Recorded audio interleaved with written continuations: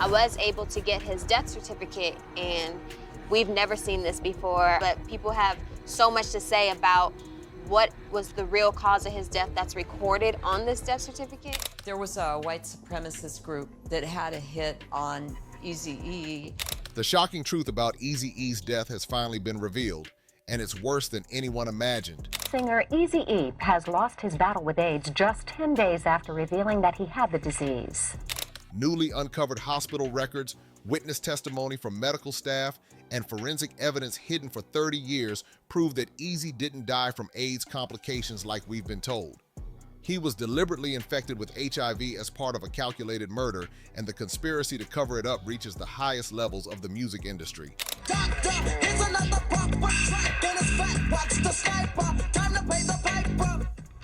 The 31-year-old rapper died last night in a Los Angeles hospital. The official story never made sense. On February 24, 1995, Eazy checked into Cedars-Sinai with what he thought was asthma, just routine breathing problems. Within hours, doctors told him he had full-blown AIDS, that his immune system had collapsed, and he had weeks to live. I get a call from E, and E's telling me, meet me at the house on Sunday. So Sunday, me and my homies, we all go to his house. And man, he's got a dry cough, like a cold, dry cough. For someone showing no symptoms beyond a cough, who'd been working nonstop in the studio right up until that hospital visit, the diagnosis was impossible to believe. He's got a dry cough, like a cold, dry cough.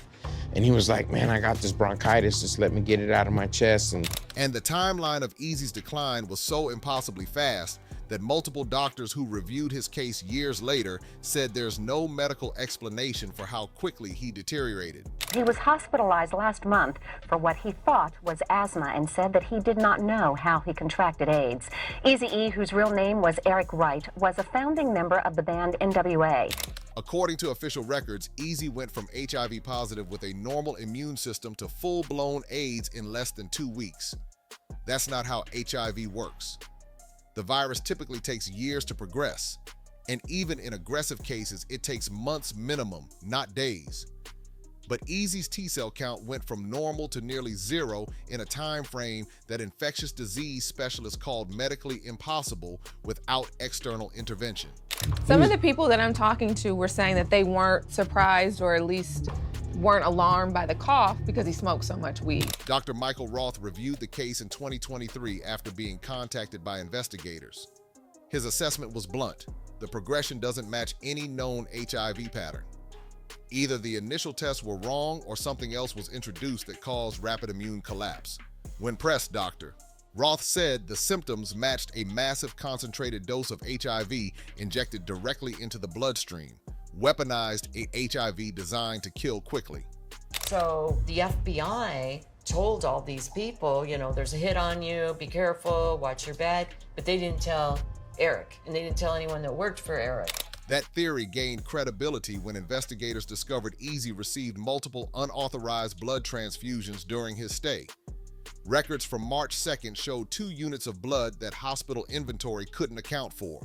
The blood wasn't from the hospital's screened supply, it was marked as special delivery from an outside source, and nobody could explain who authorized it or where it came from.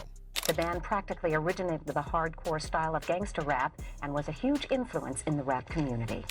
But the evidence that proves Eazy was murdered gets even more damning, because a nurse who was in the room during one of those transfusions finally broke her silence after 29 years of being too terrified to speak.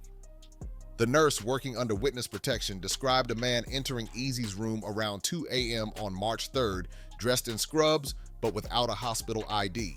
He carried what looked like a blood bag, and when she asked who authorized the transfusion, he said it was doctor's orders and told her to leave. She found it strange but complied to avoid getting fired. Do you remember hearing him cough, and did you not think anything of it? The cough was different that Sunday when we went to his house. Within hours, Eazy's condition crashed. His fever spiked, breathing became labored, and immune markers showed catastrophic failure. She'd never seen a patient decline that rapidly from a blood transfusion, and when she mentioned concerns to the attending physician, she was told to keep quiet. 2 days later, hospital administrators warned her that discussing Eazy's case would result in termination and legal action. Because, man, I've smoked weed since 16, 17 years old. It wasn't a weed cough. Okay. It was a... So you knew the difference. Yeah, You knew it wasn't a of weed cough. course. Yeah, it was not a weed cough. The nurse kept quiet for years because she had a family to support and couldn't risk losing her job or facing lawsuits. But when she saw news reports about investigations into suspicious deaths in the music industry, she reached out to authorities through an anonymous tip line and eventually agreed to give a full statement. Her testimony corroborated what the medical records suggested, that Eazy received contaminated blood from an unauthorized source and that people inside the hospital knew something wasn't right but were pressured into silence. So it says immediate cause pneumocystis carinii pneumonia due to acquired immune deficiency syndrome. So it does say AIDS. Okay. Investigators also discovered that the doctor who signed off on those mysterious blood transfusions, a physician named Dr. Ronald Levin, left Cedars-Sinai abruptly in April 1995, just weeks after Eazy died. Dr. Levin moved to Israel and never practiced medicine in the United States again. Attempts to interview him for the 2024 investigation were unsuccessful. He refused to speak about Eazy's case, and his attorney sent a letter threatening legal action if investigators continued trying to contact him. That level of defensiveness about a patient from 30 years ago raised obvious red flags. That Sunday, how soon before he ended up in the hospital? That Monday, Wow. the next day, and he never came out of the hospital out of Cedars-Sinai. Wow. And the conspiracy goes deeper because financial records uncovered during the investigation show that someone paid Dr. Levin $1.5 million just days after Eazy's death, money that came from an offshore account traced back to entertainment industry executives. Banking documents obtained through subpoenas revealed wire transfers from a Cayman Islands account to Dr. Levin's personal account on April 3, 1995, 8 days after Eazy died. The account that sent the money was registered to a shell company that investigators connected to executives at Priority Records, the distributor for Ruthless Records, who had ongoing financial disputes with Eazy. The timing and amount of the payment strongly suggested it wasn't for legitimate medical services, but rather compensation for something else, possibly for administering the contaminated blood that killed Eazy. Before he entered the hospital to Cedars. It was the day of. Oh, that Oh was my the day. God. Yeah. Priority Records had been in bitter contract negotiations with Eazy for months before his death. He wanted to renegotiate Ruthless Records' distribution deal because he felt Priority was taking too large a percentage of profits and blocking him from signing new artists. According to people close to Eazy at the time, he was preparing to leave Priority entirely and take Ruthless to a different distributor, a move that would have cost Priority millions in revenue. Industry insiders said Priority executives were furious about the possibility and had made thinly veiled threats about what would happen if Eazy tried to break the contract. He was in the back of the studio, in that little hallway. And I went out there like 2 or 3 times. I'm like, E, can you please come on and do your little part so we can turn this album in? He was like, hold on, hold on. Jerry Heller, who managed Ruthless Records with Eazy before their relationship deteriorated, gave an interview in 2014 where he hinted that powerful people in the industry wanted Eazy dead. Heller said he believed Eazy was murdered, but wouldn't name who he thought was responsible because he feared for his own safety. He mentioned that Eazy had received threats in the months before he got sick, warnings that if he didn't play ball with certain business interests, there would be consequences. Heller died in 2016 under circumstances that his family found suspicious. A car accident that happened just days after he told friends he was planning to write a book exposing secrets about the music industry.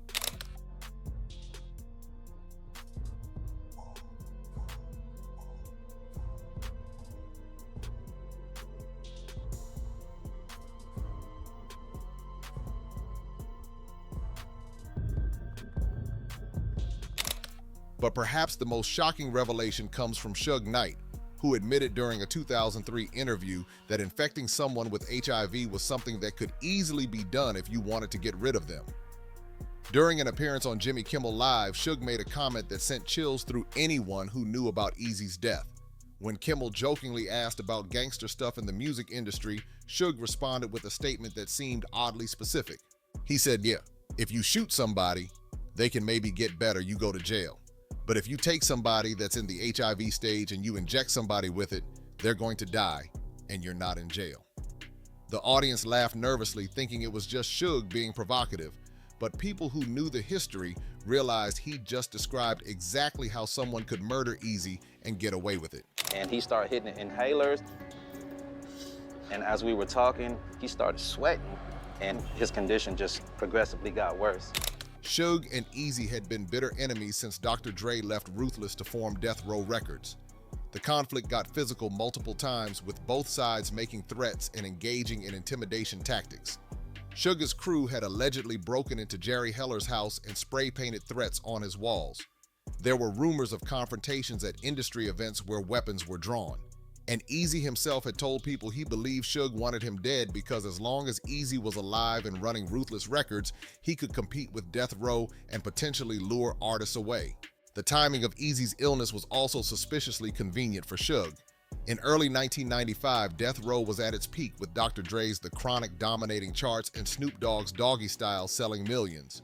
But Ruthless Records still had credibility and resources to compete, especially if Eazy successfully renegotiated his distribution deal and started signing new talent. With Eazy out of the picture, Ruthless Records collapsed within a few years, eliminating Death Row's main West Coast competition. Whether Suge was directly involved in Eazy's murder or just making an observation about how it could be done remains unclear, but his comment on national television was chilling given what investigators later discovered about the contaminated blood.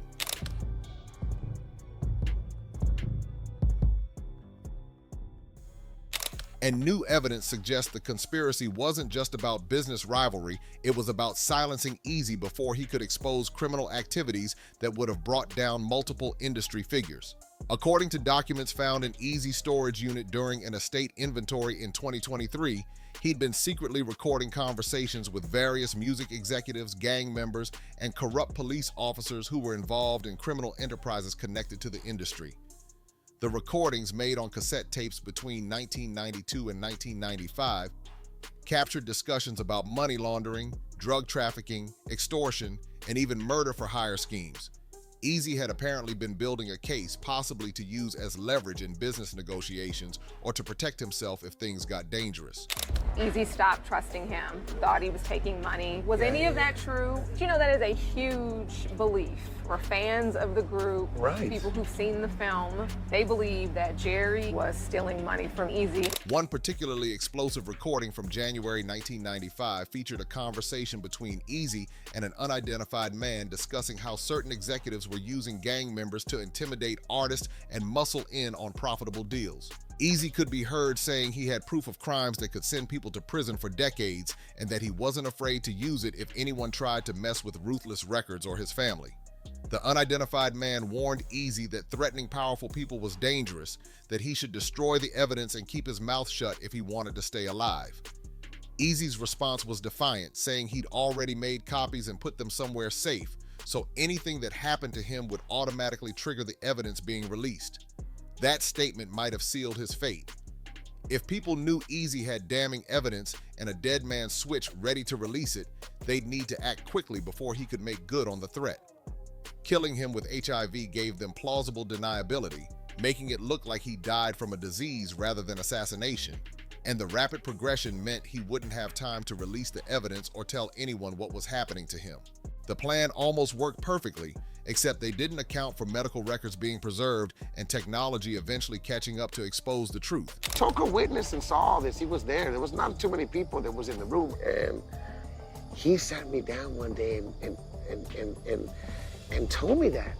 Eazy wanted Toka, like, literally to take him out of there in his smarts. Like, Eazy's daughter, E.B. Wright, has been fighting for years to get authorities to investigate her father's death as a murder rather than natural causes. She pointed out that her father showed no signs of being sick before that hospital visit, that he was careful about his health and regularly got tested for STDs given the lifestyle he lived, and that his sudden decline made no medical sense. She believes her father was targeted because he was too independent, too willing to stand up to powerful people, and too dangerous to leave alive once he started gathering evidence of their crimes. So what really killed Eazy-E, and why has it taken 30 years for the truth to finally come out about his murder? Man, get me out of here. Right. And I kind of took it like, well, maybe just Eazy don't want to be in the hospital. I don't want to be in the hospital, you know what I mean? But he did say that. The evidence overwhelmingly points to deliberate infection with a massive dose of HIV administered through contaminated blood at Cedars-Sinai Medical Center. The medical impossibility of his rapid decline, the unauthorized blood transfusions, the suspicious payment to Dr. Levin, the nurse's testimony about the unidentified man in scrubs, and the financial motives of people who benefited from his death all point to a coordinated murder disguised as AIDS. Eazy wasn't a victim of lifestyle or bad luck. He was assassinated using a method that gave his killers perfect cover, because who would question an AIDS diagnosis in 1995 when the disease was still poorly understood and heavily stigmatized? Whether anyone will face criminal charges for killing Eazy-E remains to be seen. Most of the key players are either dead or protected by statutes of limitations on older crimes. But the truth is finally out there, documented in court filings and investigation reports that prove Eric Wright didn't die from AIDS complications. He was murdered by people he did business with, people who saw him as a threat that needed to be eliminated. The godfather of gangster rap deserved better than to be killed by the same industry he helped build, and his family deserves justice, even if it comes 30 years too late. Hit subscribe, because the investigation into Eazy-E's murder is just beginning, and the names about to be exposed are going to shake the music industry to its foundation.